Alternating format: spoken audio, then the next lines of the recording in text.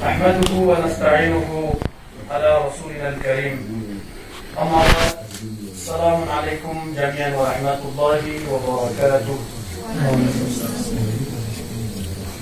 قال رسولنا الكريم صلى الله عليه وآله وسلم: طلب العلم فريضة على كل مسلم ومسلمة. سب سے پہلے میں تمام دور دراز آئے ہوئے بچوں کا بہت ہی شکریہ ادا کرتا ہوں، اور اس کے ساتھ سب سے پہلے زیادہ شکریہ ادا کرنا چاہوں گا رورل ایجوکیشنل اینڈ ڈیولپمنٹل کا شکریہ ادا کرنا چاہوں گا اس کمیٹی کا، کہ یقیناً انہوں نے بچوں کو کس طریقے سے آگے بڑھنا ہے اور علم کے سلسلے میں جو قدم اٹھایا ہے وہ قابل تحسین ہے. اس کے لیے ہم آپ تمام حضرات کے بہت ہی آبھاری ہیں اور آپ کا شکریہ ادا کرتے ہیں، چونکہ اس لیے کہ پیغمبر اکرم صلی اللہ علیہ وآلہ وسلم نے ارشاد فرمایا: طلب العلم فریضۃ علی کل مسلم و مسلمہ. پیغمبر اکرم صلی اللہ علیہ وآلہ وسلم نے فرمایا علم کا حاصل کرنا ہر شخص کے اوپر واجب ہے. یہاں کوئی مراد نہیں ہے کہ مثلا صرف جینٹس پڑھ سکتے ہیں، لیڈیز نہیں پڑھ سکتی ہیں، بلکہ پیغمبر نے فرمایا علم کا حاصل کرنا تمام مرد و زن کے اوپر، عورت کے اوپر، لڑکیوں کے اوپر بھی واجب ہے، جینٹس کے اوپر بھی واجب ہے. اب بات یہ آ جاتی ہے کہ کہاں سے کہاں تک علم حاصل کرنا ہے. پیغمبر فرماتے ہیں: اطلب العلم من المہد الی اللحد. گوشوارے مادری سے لے کر لحد کی آخری منزل تک علم حاصل کرنا تمام مسلمانوں کے اوپر فریضہ ہے. عزیزان ایمانی، یقیناً بندے حقیر اس لائق نہیں ہوں کہ آپ کو کوئی کسی موضوع پر گفتگو کروں، لیکن کمیٹی والوں نے مناسب سمجھا اور بندے حقیر کو دعوت دی، اس لیے دو چار باتیں کہنا چاہوں گا. جو بات دل سے نکلتی وہ دل پہ اثر کرتی ہے، اس لیے دل کی باتیں بتاؤں گا. کیونکہ ہم جس معاشرے میں رہتے ہیں، جس دیش میں رہتے ہیں، ہندوستان میں رہتے ہیں، یقیناً یاد رکھیے گا میرے بچوں، علم کے بغیر آپ کی زندگی اندھیری زندگی ہو سکتی ہے. جب تک انسان کے پاس علم نہیں ہوگا وہ کامیاب نہیں کہلاتا.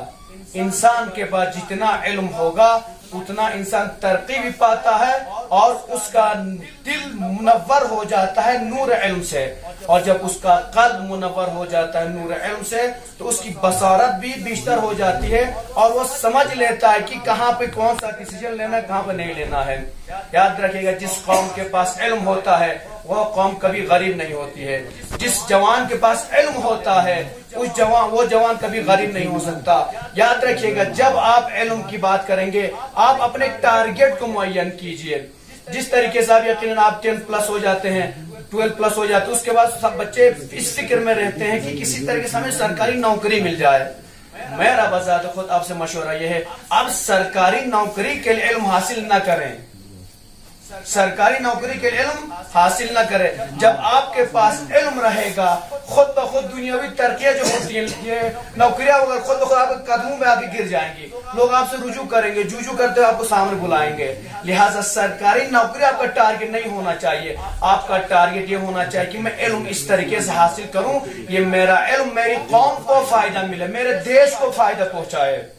اگر آپ دیکھیں گے ہمارے مسلمان کی ہسٹری دیکھیں گے، پورے ہندوستان کی ہسٹری اگر آپ دیکھیں گے، مثلا ہندوستان کے جو سب سے پہلے جب ہندوستان آزاد ہوا 1947 میں، اس کے بعد جب ہندوستان پورا بنا ہے، قوانین بنے ہیں، اس کے بعد جو پہلا وزیر تعلیم جو بنا تھا وہ کوئی عام نہیں تھا بلکہ ایک مسلمان ہی تھا. آپ جانتے ہیں مولانا ابوالکلام آزاد ہندوستان کے پہلے وزیر تعلیم تھے. ہندوستان آزاد ہوا، ایک مسلمان کو وزیر تعلیم بنایا گیا. اس کا مطلب یہ کہ مسلمان بچے اگر دل کے لگاؤ کے ساتھ پڑھیں، تعلیم حاصل کریں تو مسلمان کسی بھی کٹری کو پیچھے چھوڑ کر بہت آگے جا سکتے ہیں. یا اسی دوسری مثال لے سکتے ہیں، مسلمان بھائی مثال لے سکتے ہیں. مثلا ڈاکٹر ذاکر حسین صاحب، جس کے بارے میں یقین آپ نے سنا ہوگا، ڈاکٹر ذاکر حسین صاحب پہلے ہندوستانی صدر تھے، ہندوستانی صدر رہ چکے ہیں.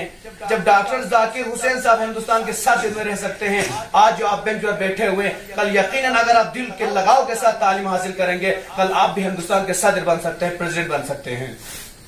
اس کے علاوہ یقیناً ابو الفاخر کو آپ جانتے ہیں، ابو الفاخر زین العابدین کا ہم نے نام شاید سنا ہوگا.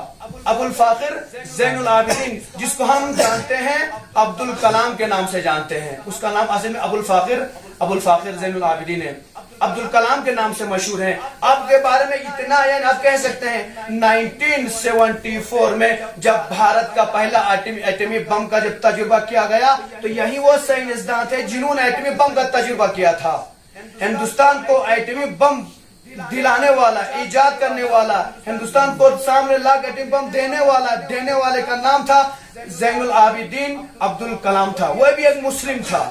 تو لہٰذا آپ کہہ سکتے ہیں مسلم کسی کیٹیگری میں پیچھے نہیں ہے، مسلم بہت آگے جا سکتے ہیں۔ ضرورت اس کی ہے کہ آپ اپنے ٹارگٹ کو معین کریں، لیکن افسوس ہے بار نہیں ہوتا کہ ٹارگٹ ہمارا نہیں ہوتا کہ 10+ کریں سرکاری نوکری لگ جائے۔ آپ سروینٹ بننے کے لیے تیار رہتے ہیں، نوکری کا مطلب ہے کسی کا غلام بننا، اور غلام بننا آپ کو پسند ہے لیکن آزادی کے ساتھ زندگی گزارنا پسند نہیں ہے۔ آج اگر ہم دیکھتے ہیں شخصیات کی نظر کرتے ہیں، مثلا ہم سب کے دل عزیز ہیں ہمارے مثلا امام خمینی رضوان اللہ تعالیٰ، کون نہیں جانتا، اس میں مسلمانوں کی فرقوں سے تعلق ہی نہیں ہے۔ امام خمینی ایک دنیا رول ماڈل تھے۔ آج ہمارے پاس سرزمین پاکستان کی اگر ہم بات کرتے ہیں، مولانا طارق جمیل کو کون نہیں جانتا، ان کے پاس علم کی کیا کمی ہے، ان کے پاس تو سرکاری نوکری نہیں ہے لیکن پوری دنیا ان کے سامنے جھکی ہوئی ہے۔ اس کا مطلب یہ کہ ان کے پاس علم ہے، نوکری نہیں ہے، علم ہے۔ جس کے پاس علم ہوتا ہے دنیا خود بخود اس کے سامنے جھک جاتی ہے، لیکن متاسفانہ یہ ہو جاتا ہے جب تک آپ کے پاس علم بھی ہو، سب کچھ ہو، آپ کو ایک بات یاد رکھنا ہے، کہیں بھی جا کے نالج حاصل کر لیجیے، کہیں بھی جا کے تعلیم حاصل کر لیجیے، ایک چیز ہمیشہ ذہن میں یاد رکھیے گا، آپ مسلم ہیں، مسلم سماج کو فراموش نہ کیجیے گا، مسلم قوانین کو فراموش نہ کیجیے گا، اسلام کو ساتھ میں رکھیے گا۔ آپ بڑے ڈاکٹر بن جائیے، انجینئر بن جائیے، اگر آپ کے اندر اسلام ندارت تو پھر فائدہ نہیں ہے۔ دیکھیے صرف یہ میں نہیں کہتا کہ آپ مسلمان بن کے صرف عالم بنے رہیے، ہر گھر میں عالم ہو، نہیں، مسلمان کو ضرورت، ہر قوم کو ضرورت، ایک ڈاکٹر کی بھی ضرورت رہتی ہے، ایک انجینئر کی بھی ضرورت رہتی ہے، ایک سائنسدان کی بھی ضرورت رہتی ہے، ہر کیٹیگری میں آپ دیکھیں گے ضرورت ہے۔ ان ضرورتوں کو پورا کرنا یہ آپ کا کام ہے، ہم سب کا کام ہے، لہٰذا یہی بچے آپ ہی آگے بڑھ کر اس قوم کی ضرورتوں کو پورا کر سکتے ہیں، لیکن ان ضروریات کو پورا کرنے کے لیے آپ اسلامی قوانین اور اسلامی روح سے خالی نہیں ہو سکتے، دائرہ اسلام کے اندر رہ کر کیجیے۔ لہٰذا یقیناً جب ہم لوگ بات کرتے ہیں تو اپنے بزرگوں سے بات کرتے ہیں تو کہتے ہیں یار ملا لوگوں کا کام ہی وہ تو بولتے رہتے ہیں بس دین پکڑو دین پکڑو۔ ہم یہ نہیں کہتے کہ دین پکڑو صرف دین کے ساتھ، ہم کہتے ہیں دین دنیا کے ساتھ دین رکھو، دین کے ساتھ دنیا رکھو، یہ ہم سب کے لیے ضروری ہے۔ اگر میں آج ایک مولانا ہوں، میں کوئی بڑی ایج کا بھی نہیں ہوں، آپ کی ایج کا ہی ہوں، زیادہ لمبی چوڑی ایج میری نہیں ہے، چھوٹی ایج کا میں مالک ہوں، لیکن ہم اپنے اعتبار سے یقیناً دینی تعلیم بھی حاصل کیے ہوئے ہیں، دنیاوی تعلیم بھی حاصل کیے ہوئے، خدا کا شکر۔ آج میں جس طریقے سے آج یقیناً میں یہ فخر نہیں کہہ سکتا لیکن میں ایک تجربے کی بات یہ کہنا چاہتا ہوں۔ آج میں ایک ممبئی سے ایم اے پاس کیا ہوں، طالب علم ہوں، لیکن میں کبھی نوکری کے پیچھے نہیں گیا، اردو لٹریچر میں ہم نے کیا لیکن کبھی نوکری کے پیچھے ہم نہیں گئے۔ دین کو بھی ساتھ رکھے، دنیا کو بھی ساتھ رکھے، اس کا فائدہ یہ کہ ہم آج اس ایج میں بھی الحمدللہ بہتر طریقے سے ہم اپنی زندگی گزار سکتے ہیں، گزار رہے ہیں۔ اور جب مولانا کہتے ہیں کہ دین کو ساتھ رکھو، دنیا کے ساتھ دین رکھو، تو لوگ کہتے ہیں کہ بھئی ملاؤں کا کام ہی کہنا نہیں، یہ ملا کی بات نہیں ہے۔ جب ملا کہتے ہیں دل کی بات کہتے ہیں، شریعت اسلام سے آپ خارج نہیں ہو سکتے ہیں، آپ جہاں بھی جائیے دین کو رکھیے، ساتھ میں رکھیے، شریعت بھی رکھیے، لیکن الگ بات ہے یہ مولانا لوگوں کی بات، ملا لوگوں کی بات، مولویوں کی بات لوگوں کو بری لگتی ہے۔ وہ قتل، شاعر کہتا ہے وہ قتل بھی کرتے ہیں تو چرچا نہیں ہوتا۔ انگلش لائن والے بڑی باتیں بولتے کچھ نہیں، لیکن ایک مولانا ایک غلط ایک بات کہتے جو دل کی بات کہتے، اسلام کی بات کہتے تو ان کو بری لگتی ہے۔ شاعر کہتے ہیں وہ قتل بھی کرتے ہیں تو چرچا نہیں ہوتا، وہ قتل بھی کرتے ہیں تو چرچا نہیں ہوتا، ہم آہ بھی کرتے ہیں تو ہو جاتے ہیں بدنام۔ شاعر کہتا ہے وہ قتل بھی کرتے ہیں تو چرچا نہیں ہوتا، ہم آہ بھی کرتے ہیں تو ہو جاتے ہیں بدنام۔ لہذا یقیناً یاد رکھیے گا میرے دوستو، ایک صاحب علم کی حیثیت معاشرے میں اپنے قوم کے درمیان ایک اس لائٹ کی طریقے سے، ایک اس موم بتی کی طرح، اس ایک کینڈل کی طرح ہے جو خود جلتا ہے، 1000 کینڈلوں کو جلا دیتا ہے۔